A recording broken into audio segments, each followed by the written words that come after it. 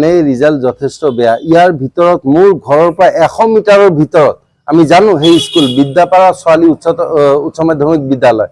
আজি 60 বছৰ হ'ল এই বিদ্যালয় স্থাপন হোৱা, আৰু যোৱা 10 বছৰে মই যিমান দূৰ জানো 10 জন ষ্টুডেণ্ট হোৱা নাই, ফাৰ্ষ্ট ডিভিজন পোৱা নাই। আৰু এইবাৰ কি হৈছে 70 জন আপোনাৰ কৰিছিলে, বহিছিলে পৰীক্ষাত এই স্কুলৰ পৰা 70 জনৰ 28 কেইজনে ফেইল কৰিছে। এইটো চাগে বিশ্ব ৰেকৰ্ড। আমাৰ অসম চৰকাৰে বিভিন্ন ধৰণৰ বিশ্ব ৰেকৰ্ড কৰি কিনে ভাল পায়। কোৱাত বিহু নচুৱাই কিনে বিশ্ব ৰেকৰ্ড কৰে, কোৱাত গছ পুলি ৰুই কিনে বিশ্ব ৰেকৰ্ড কৰে। এইটো এটা বিশ্ব ৰেকৰ্ড বুলি অসম চৰকাৰে গোটেইকেইটা শিক্ষকক জনাবলৈ, সম্বৰ্ধনা জনাবলৈ মাতি লৈ পিনে। মানে ইয়াতে এটা বস্তু মই বৰ আচৰিত হৈছো যে হাইস্কুল শিক্ষান্ত পৰীক্ষাৰ এতিয়া যিটো অৱস্থা, যে মুখ্যমন্ত্ৰীয়ে কয় সমাজ বিজ্ঞান নাম্বাৰ বঢ়াই দিব, তাৰপিছত স্কুলৰ পৰাই কিবা 20 নম্বৰ নে 10 নম্বৰ নে কিবা এটা গ্ৰেছ মাৰ্ক দিয়াৰ কথা আছে। ইয়াতে মই যিটো ভাবো যে একো নপঢ়াকেও বাচ্চা এটা পাছ কৰি যাব পাৰে, কিন্তু বিদ্যাপাৰা ছোৱালী যেটি উচ্চতৰ মাধ্যমিক বিদ্যালয় আছে তাতে এনেকুৱা কি হ'ল যে গোটেইকেইটা ফেইল কৰিলে। আৰু ফেইল কৰাৰ পিছত কি হ'ল, আমি যিমানখিনি জানিব পাৰিছো যে শ্ৰীভূমি জিলাৰ আপোনাৰ হাইস্কুল শিক্ষান্ত পৰীক্ষাৰ ৰিজাল্ট যথেষ্ট বেয়া হৈছে। 54% নে কিমান, 44%। তাৰে বহুত কেইজন শিক্ষকক 24 ঘণ্টা নে 48 ঘণ্টা সময়সীমা বান্ধি দি কিনে চৌকচ কৰা হৈছে। তাৰপিছত 300 কিমানজন শিক্ষকক তেওঁলোকৰ দৰমহা কৰ্তন কৰা হৈছে। বিদ্যাপাৰা ছোৱালী উচ্চতৰ মাধ্যমিক যিটো বিদ্যালয় আছে তাৰ শিক্ষকসকলৰ কোনো একাউণ্টেবিলিটি নাই নেকি? তেওঁলোক সকলো হিচাপৰ বাহিৰত নেকি? যে তেওঁলোকক আমি জনামতে না চৌকচ কৰা হৈছে, না দৰমহা কৰ্তন কৰা হৈছে, না কিবা। মই ভাবো যে তেওঁলোকৰ এগেইনষ্টে প্ৰচিডিং ড্ৰ কৰি তেওঁলোকক ছাছপেণ্ড কৰিব লাগে, তেওঁলোকক ট্ৰান্সফাৰ কৰিব লাগে, আৰু তেওঁলোকক দৰকাৰ হ'লে ডিscharge কৰিব লাগে যদি চৰকাৰী নিয়ম মতে সেনেকে কৰিব পৰা যায়। কাৰণ এটা স্কুল আমাৰ টেক্স পেয়াৰৰ পইচা দি কিনেতো, আপোনাৰ শিক্ষকসকলেতো নিজৰ পকেটৰ পইচা দি নপঢ়ুৱায়, হয় কি নহয়? তেওঁলোকে পৰিপূৰ্ণ বেতন পায়, যথেষ্ট বেছি বেতন পায়। সেই বেতনখিনি কি কৰে? তেওঁলোকক বজাৰ কৰিবলৈ চৰকাৰে দিয়ে নেকি?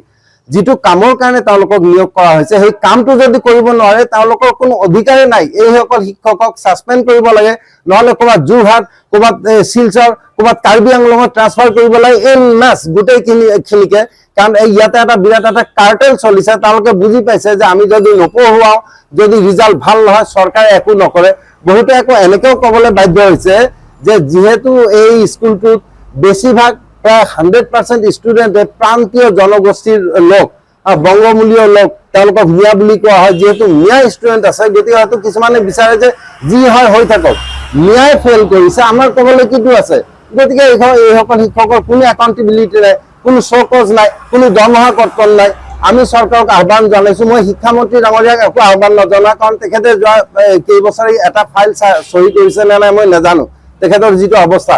মই আমাৰ মুখ্যমন্ত্ৰী ডাঙৰীয়াক আহ্বান জনাইছো যে এইসকল শিক্ষকৰ বিৰুদ্ধে ব্যৱস্থা লওক, দৰকাৰ হ'লে এটা ইনকুৱাৰী কমিশ্যন বহুৱাওক যে কি কাৰণে যোৱা 10 বছৰ, এই বছৰৰ কথা কোৱা নাই, এই বছৰটো কোনো ব্যতিক্ৰম নহয় যে হঠাৎকে গোটেই কেইজনে ফেইল কৰিলে। এইটো ক্ৰম হয়। This is the system in this school. এইটো স্কুলত এইটোৱে চিষ্টেম। মই কৈছো নহয় যে যোৱা 10 বছৰে 10 জন কি কয় আপোনাৰ বাচ্চা ফাৰ্ষ্ট ডিভিজন পোৱা নাই। ধুনীয়াকে বিল্ডিং আছে, স্কুল বিল্ডিং বনোৱা আছে, টাউনৰ মাজত হয়, কোনো চহৰত যাব নালাগে, ভঙা জুপুৰিত স্কুল ক্লাছ চলাব নালাগে, লাইট আছে, ফেন আছে, বেঞ্চি আছে, সকলো ব্যৱস্থা আছে, বেলেগ স্কুলতকে ভাল ব্যৱস্থা আছে। অথচ ইয়াৰ শিক্ষকে নিশ্চয় পঢ়ুৱাব পৰা নাই। নতুবা তেওঁলোকে ধৰি লৈছে যে আমি যদি নপঢ়ুৱাওঁ, গোটেইকেইটা যদি অলগদ্ধ হৈ কিনে বাহিৰ হয়, তেতিয়াহ'লে আমাৰ একো নাই। এইসকলক এইটো ক্ৰাইম বুলি নক'ব, এইটোক অপৰাধ বুলি নক'ব। অপৰাধ কি বুলি ক'ব? সৰু বাচ্চাৰ মূৰ খোৱা এটা অপৰাধ, ইয়াতকে ডাঙৰ একো অপৰাধ হ'ব নালাগে। মই ভাবো এইসকলক অপৰাধী সাব্যস্ত কৰি তেওঁলোকক ডিscharge কৰা হওক, দৰমহা কৰ্তন কৰা হওক, তেওঁলোকক ছাছপেনশ্যন কৰা হওক, আৰু তেওঁলোকক যোৰহাট, ডিব্ৰুগড়, ধেমাজি, আপোনাৰ শিলচৰ, কাৰ্বি আংলং, ডিমা হাছাও জিলালৈ ট্ৰান্সফাৰ কৰা হওক। তেতিয়া তেওঁলোকে বুজিব যে কিমান কিমান ধানত কিমান চাউল। তেতিয়া তেওঁলোকে হুঁচত আহিব। চাওক, প্ৰথম গাফিলতি হৈছে শিক্ষক শিক্ষয়িত্ৰীৰ। কাৰণ তেওঁলোকে যেতিয়া চাকৰিটো লয়, এটা শিক্ষকতাৰ পবিত্ৰ এটা চাকৰি যেতিয়া লয়, তেতিয়া তেওঁলোকে জানে যে তেওঁলোকৰ দায়িত্ব কিটো। গতিকে সেইটো এতিয়া চৰকাৰে নতুনকে কৈ দিব লাগিব নেকি যে তোমালোকে ভালকে পঢ়ুৱাব লাগিব, পাছ কৰিব লাগিব, ইটো সিটো? সেইটো নালাগে। 1 নম্বৰ কথা, প্ৰথম গাফিলতি উইদাউট এনি ডাউট নিঃসন্দেহে আপোনাৰ শিক্ষকসকলৰ, শিক্ষক শিক্ষয়িত্ৰীৰ বুলি ভাবো।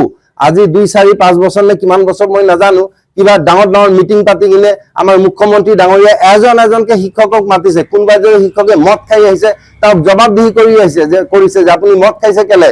অন কেমেৰা চবৰে সন্মুখত ক'ৰবাত ৰিজাল্ট ভাল হোৱা নাই সেই বিষয়ে প্ৰশ্ন উত্তৰৰ সন্মুখীন হৈছে সেই সভাতে মুখ্যমন্ত্ৰী ডাঙৰীয়া।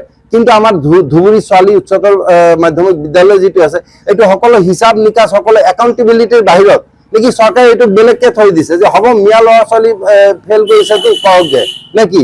কাৰণ আমাৰ মুখ্যমন্ত্ৰী ডাঙৰীয়াই এনেকুৱা কিবা কথা টাইমে টাইমে কৈয়ে থাকে যে ধুবুৰী গোৱালপাৰালৈ গ'লে বৰপেটালৈ গ'লে অসমত থকা যেন নালাগে, হয়তো সেইকাৰণে এৰি দিছে তেওঁলোকক যে বেতনটো খাই থাকক, তাৰপিছত হঠাৎকে এদিন দৰকাৰ হ'লে স্কুলটোৱে বন্ধ কৰি দিব যে ৰিজাল্ট ভাল নহয়, নাইবা এমালগেমেট কৰি কিনে বেলেগ ক'ৰবাত লৈ কিনে কৰিব।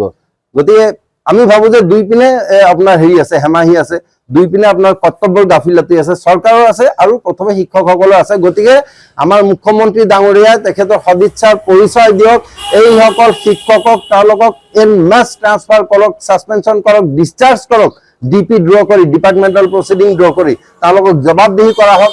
এটা উদাহৰণ দেখুৱাই দিয়া হওক যে এই চৰকাৰৰ বেতন খাই পিনে যদি 2 নম্বৰী ভেক ভাওনা দেখুৱাই সৰু বাচ্চাৰ যদি মূৰ খায় তেতিয়াহ'লে কি অৱস্থা হ'ব পাৰে সেইটো বিদ্যাপাৰা ছোৱালী উচ্চতৰ মাধ্যমিক বিদ্যালয়ৰ শিক্ষকসকলৰ দ্বাৰা আৰম্ভ হয়। যিকোনো খবৰৰ বাবে যোগাযোগ কৰক 7099017330 লগতে 7099017110 নম্বৰত।